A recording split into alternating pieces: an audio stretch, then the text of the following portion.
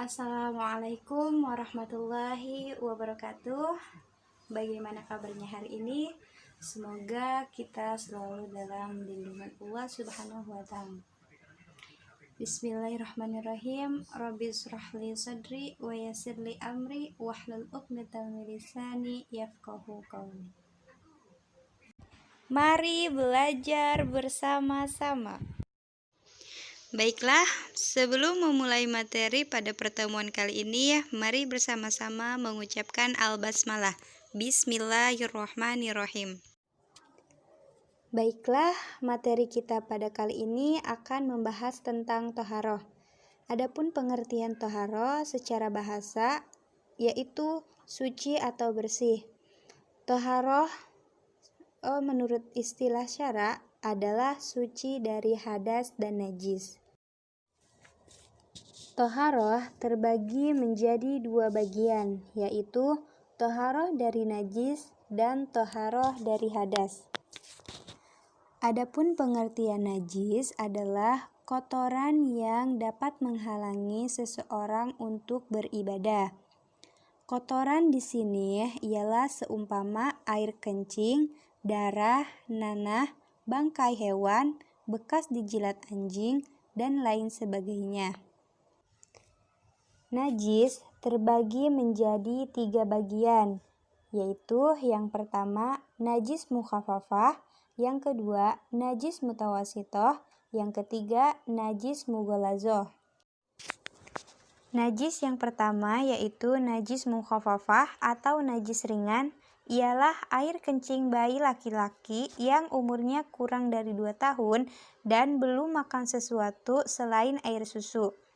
Cara membersihkannya cukup mudah, hanya dengan memercikkan air ke bagian yang terkena najis tersebut sampai bersih. Najis mutawasitoh atau najis sedang seperti kotoran manusia, kotoran hewan, bangkai, air kencing, nanah, dan sebagainya. Cara membersihkannya, buang terlebih dahulu sifat wujud najis tersebut, lalu bersihkan dengan air bersih sehingga sifat dan wujudnya hilang. Adapun najis yang terakhir adalah najis mughallazoh atau najis berat. Najis berat biasanya disebabkan oleh anjing atau babi. Dan cara membersihkannya, lebih dulu dihilangkan wujud benda najis itu, kemudian dicuci dengan air bersih sebanyak 7 kali, dan salah satunya dicampurkan dengan tanah. Pembahasan selanjutnya adalah pengertian hadas. Hadas adalah keadaan tidak suci terhadap seseorang dan menghalangi untuk melakukan ibadah, sholat, membaca Al-Quran, ataupun tawaf. Misalnya dikarenakan kentut, buang air kecil, buang air besar, dan menyentuh kemaluannya. Hadas terbagi menjadi 2 bagian, yaitu hadas kecil dan hadas besar. Adapun disebabkannya hadas kecil ialah yang pertama, keluarnya sesuatu dari 2 jalan, dari kubul atau dubur. Yang kedua, hilangnya akal atau tidur. Yang ketiga, bersentuhan kulit laki-laki dan perempuan yang bukan mahramnya. Yang keempat, menyentuh kemaluan dengan telapak tangan. Adapun cara membersihkan hadas kecil ialah dengan berwudu dan bertayamum. Sebab-sebab hadas besar ialah yang pertama dikarenakan haid, yang kedua dikarenakan nifas, yang ketiga dikarenakan wiladah atau melahirkan, yang keempat dikarenakan jima, yang kelima dikarenakan keluarnya air mani bagi seorang laki-laki yang disengaja ataupun tidak. Cara membersihkan hadas besar ialah dengan mandi wajib. Mandi wajib adalah membersihkan seluruh badan dari ujung rambut hingga ujung kaki. Baiklah, pembahasan selanjutnya adalah tentang tata cara taharah dari hadas. Yang pertama adalah mandi wajib. Mandi wajib adalah mandi untuk menghilangkan hadas besar. Mandi ini dapat disebut juga mandi janabah atau junub. Adapun tata caranya yaitu yang pertama niat untuk menghilangkan hadas besar. Adapun bacaan niatnya adalah nawaitul ghusla li raf'il hadatsil akbari fardhu lillahi ta'ala, yang artinya aku berniat mandi menghilangkan hadas besar fardu karena Allah Ta'ala. Yang kedua, menghilangkan najis apabila terdapat di badannya seperti tetesan darah.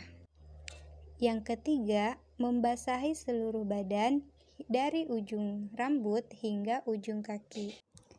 Tata cara toharoh yang kedua yaitu wudu. Wudu adalah cara membersihkan dari hadas kecil. Tata cara wudu yang pertama yaitu niat dalam hati. Adapun bacaan niatnya yaitu nawaitul wudu'a li raf'il hadasi asghari fardu lillahi ta'ala. Aku niat berwudu menghilangkan hadas kecil fardu karena Allah Ta'ala. Yang kedua, disunahkan untuk kita membasuh telapak tangan, berkumur-kumur, dan membersihkan hidung. Tata cara yang ketiga yaitu membasuh muka. Tata cara yang keempat yaitu membasuh kedua tangan hingga ke siku. Tata cara yang kelima adalah mengusap kepala. Tata cara yang keenam yaitu disunahkan untuk membasuh telinga. Yang ketujuh adalah membasuh kaki hingga mata kaki. Yang kedelapan adalah tertib. Tayamum adalah pengganti dari berwudu atau mandi wajib. Hal ini dijadikan sebagai rukhsah bagi orang yang tidak dapat memakai air dikarenakan beberapa halangan atau uzur. Jadi, tayamum dilakukan dengan sarana debu yang suci. Debu yang suci ini sebagai pengganti air. Apabila kita sedang berada dalam kendaraan, debu yang dapat digunakan adalah cukup dengan mengusapkan debu yang ada di dinding kendaraan. Adapun tata cara bertayamum adalah yang pertama, niat untuk melaksanakan salat. Adapun bacaannya yaitu nawaitut tayammuma li istibahati sholati fardhu lillahi ta'ala. Aku niat bertayamum untuk melaksanakan salat fardu karena Allah Ta'ala. Yang kedua, mengusap muka dengan debu yang suci. Yang ketiga, mengusap tangan kanan sampai sikut dengan debu yang suci. Yang keempat adalah mengusap tangan kiri sampai sikut dengan debu yang suci.